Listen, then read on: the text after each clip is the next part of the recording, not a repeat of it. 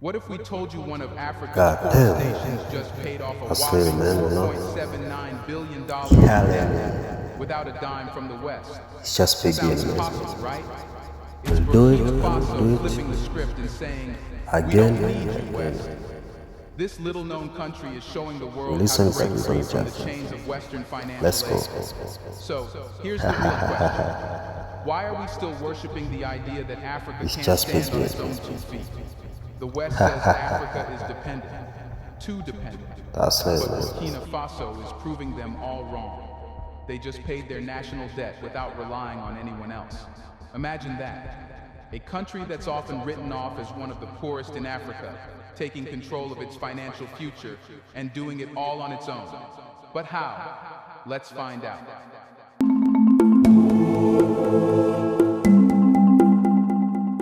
In 2024, when Dr. Apollinaire Kiyame Tambela, Prime Minister of Burkina Faso, announced a repayment of $4.79 billion in domestic debt, the world stood still. No IMF bailout, no World Bank loans, no handouts from Western nations. It was an act of financial defiance, a bold declaration that Burkina Faso was no longer playing by the rules of the international financial system. They didn't fall for the narrative that Africa's poorest nations are doomed to rely on foreign aid and loans. Instead, they turned to their people and markets.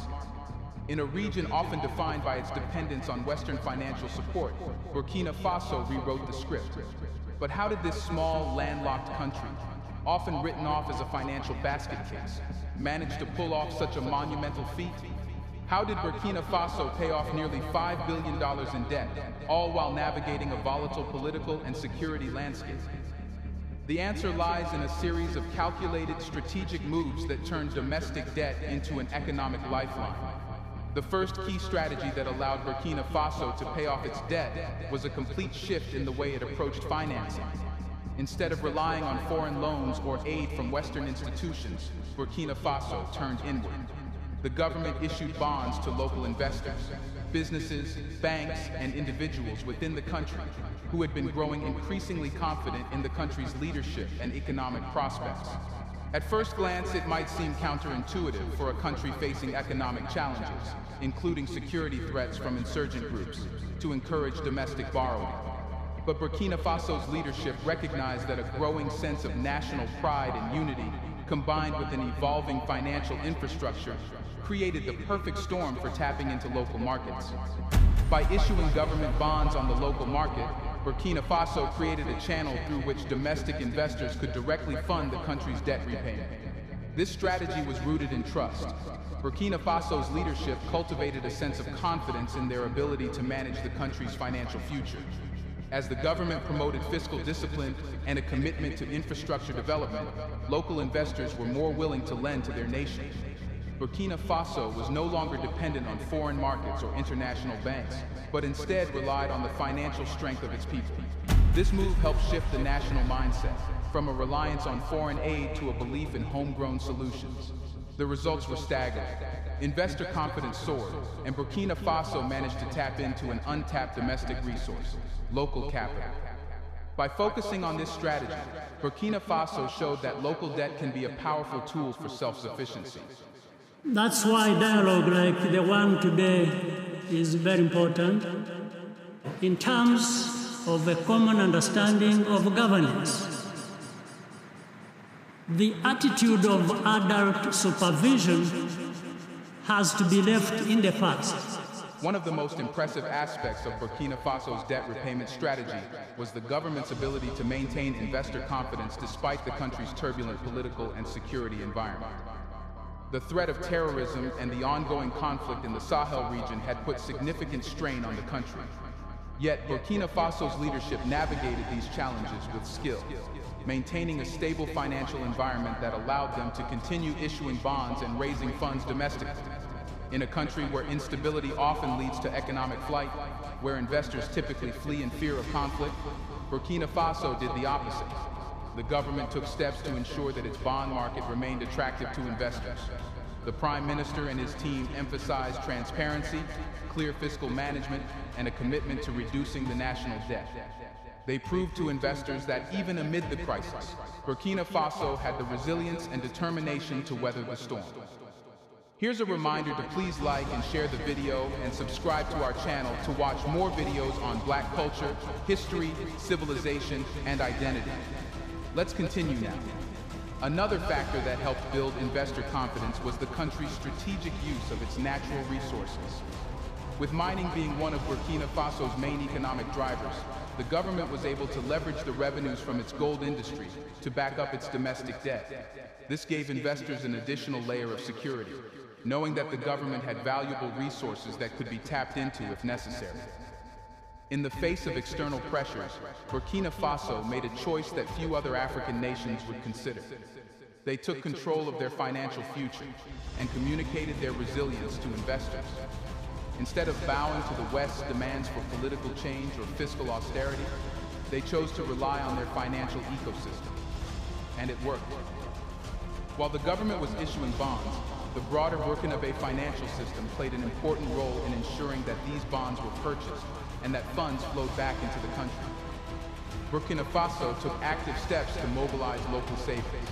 Banks, pension funds, and businesses were encouraged to invest in government bonds, which provided a safe and profitable return, while also supporting national debt repayment. The private sector also played a crucial role. With growing stability and a positive outlook on the government's financial strategy, local businesses began to invest in the nation's infrastructure projects and domestic bonds. By working closely with the private sector, Burkina Faso was able to channel private capital into projects that benefited both the businesses and the broader economy. This public-private partnership helped create a sense of shared responsibility for the country's economic success. At the same time, Burkina Faso's financial sector took steps to deepen its market. New financial products, like bond options, were introduced to attract a broader range of investors. This helped to ensure that the bonds issued by the government were accessible to a diverse group of investors, from major banks to small-scale local businesses. As a result, more money flowed into the country's debt repayment efforts, enabling Burkina Faso to stay on track to pay off its obligations without relying on the West. Paying off a $4.79 billion debt doesn't just require managing the books. It requires creating conditions for sustainable long-term economic growth. Burkina Faso understood this and made strategic decisions to use the funds raised from domestic debt not only to pay off current debt, but also to fund long-term projects that would enhance the country's economic resilience. The government focused on improving infrastructure, especially in key sectors such as transportation, energy, and mining. By reinvesting in the country's physical and economic infrastructure, Burkina Faso was building a foundation for future growth.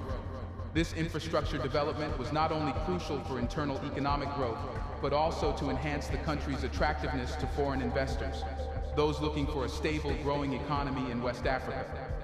By focusing on these long-term projects, Burkina Faso demonstrated that paying off debt wasn't just about clearing past obligations. It was about investing in a future where the country could stand on its own without needing to rely on foreign lenders. This forward-thinking approach allowed Burkina Faso to move from merely surviving to thriving. The national debt wasn't just paid off, it was the catalyst for new economic opportunities. Burkina Faso's success is more than a financial achievement. It's a bold statement about Africa's future. By paying off its domestic debt through strategic moves and local investment, the country has proven that it doesn't need the West to thrive. This isn't just a financial success story, it's a story of economic independence. Burkina Faso took a chance on its people, its markets, and its resources. Instead of leaning on international institutions or begging for aid, the government relied on its domestic strength. They used local capital, built investor confidence, and reinvested in the country's long-term growth. And in doing so, they set a new precedent for Africa's economic future. Burkina Faso is challenging the status quo. They've shown the world that African nations have the tools, resources, and resilience to overcome the reliance on foreign debt. Now, the question remains, if Burkina Faso can do it, why aren't other African nations following suit? But here's the question that everyone's asking. Did Burkina Faso get any help from the West during its time of need? The reality might shock you.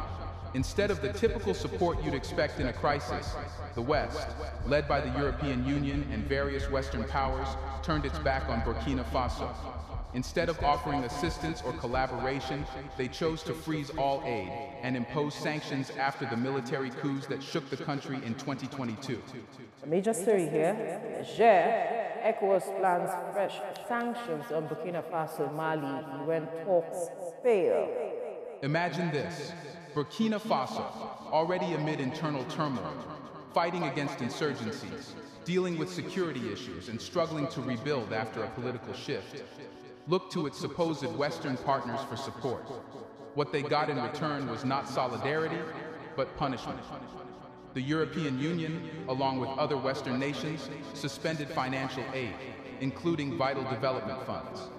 This was their way of forcing Burkina Faso into submission, of trying to persuade the country to follow Western political and economic directives.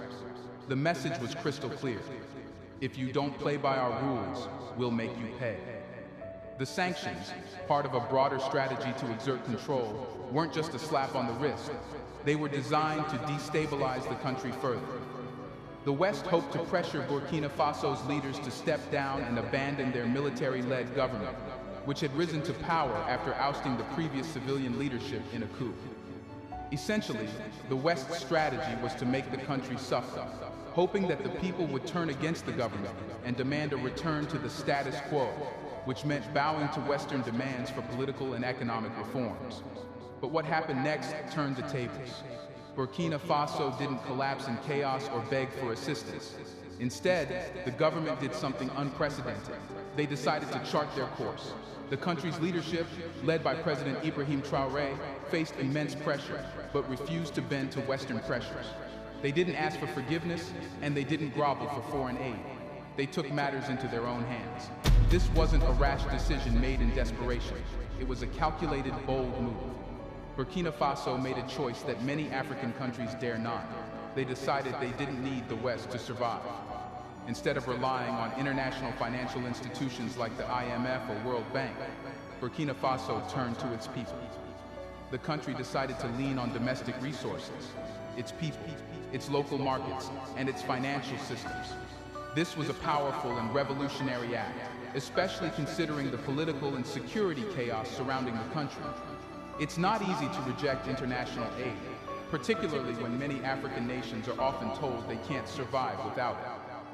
But Burkina Faso's leadership made a critical decision.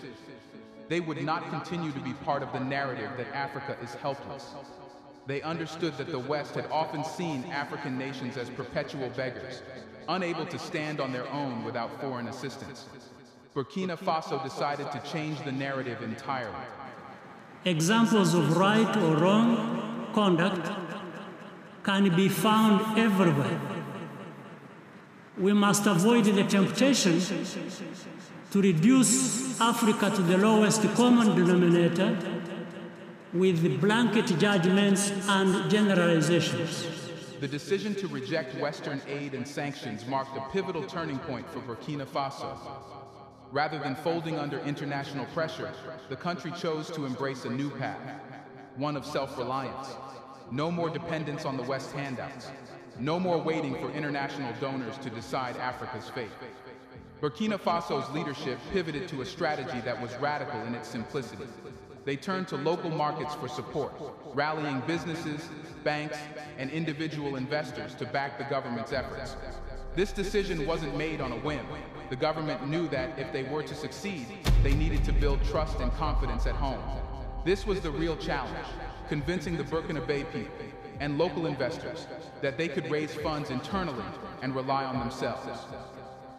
What was even more remarkable about this strategy was the fact that it worked despite the prevailing security concerns. The West had counted on the notion that in times of conflict, economies crumble and nations collapse. They thought Burkina Faso would be begging for their help within months. But the opposite happened. Local markets and businesses, despite the security threats, rallied behind the government's vision. Even with the pressure of foreign sanctions, Burkina Faso managed to raise significant capital from local investors, thus avoiding the typical reliance on Western creditors or foreign investors. The result? Burkina Faso was able to continue its development projects, pay off debt, and stabilize its economy without any assistance from Western financial institutions or governments. Burkina Faso's success wasn't just about surviving without Western aid, it was about thriving on its terms. The West had underestimated one key factor: the power of African self-determination. Burkina Faso's leadership showed that African nations have the power to make their own decisions and manage their finances without bowing to foreign powers. They demonstrated that Africa does not need to be beholden to Western countries or financial institutions for survival. Instead of seeing African nations as helpless or dependent, the West should recognize the potential of African nations to drive their economic growth. Burkina Faso has proven that with the right leadership, political will, and local resource mobilization, African countries can make bold moves that lead to true economic sovereignty.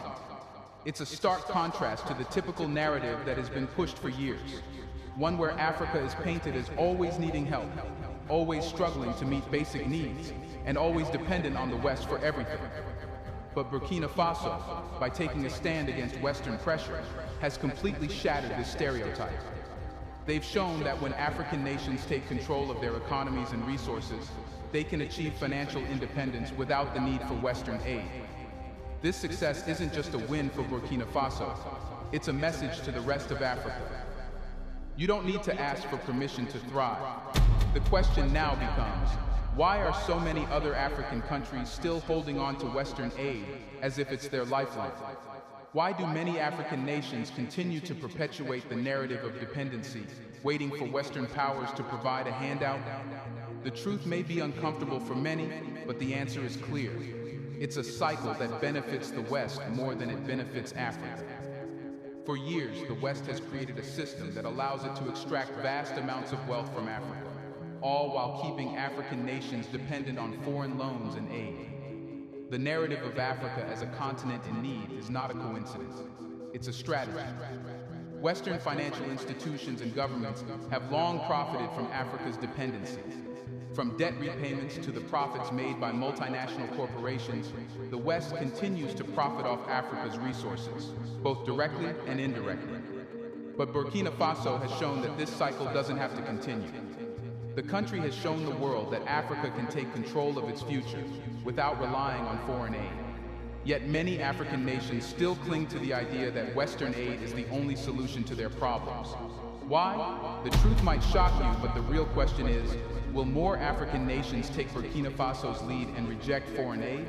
Will they break free from the cycle of dependency and finally build economies that work for their people rather than for the West's interests? Burkina Faso's success isn't a fluke. It's a blueprint for financial sovereignty. The truth is that other African countries can follow suit. Yes, it's hard. Yes, it's risky. But the reality is that Africa has the resources, the talent, and the potential to fund its development. The key is focusing on local solutions. By building local markets, tapping into domestic debt, and fostering investor confidence, African nations can start to reduce their dependence on the West. But the real challenge here is mindset. Many African nations still believe that they must rely on Western countries for survival. But as Burkina Faso has shown, this isn't true. Countries like Nigeria, South Africa, and others with economic power can break free from the cycle of foreign debt and start funding their development. The question is, why hasn't it happened yet? Why are African leaders still bowing to Western pressure and asking for financial assistance that only perpetuates the cycle of dependency? The solution is clear. Turn inward. Invest in the people, the markets, and the resources you already have. It's time for Africa to stop relying on handouts and start building a self-sufficient future. So, will the rest of Africa continue to play by the West's rules, or will they step up and break free from the cycle of dependency? Let us know in the comment section. Will Africa finally take action? Do you want to watch more videos like this one? If so, subscribe to our channel and press the bell icon next to it. We have decided to bring videos on something nobody talks about: the black culture, civilization, history, and evidence about how glorious blacks have been. Thanks for watching, and until the next video, stay tuned.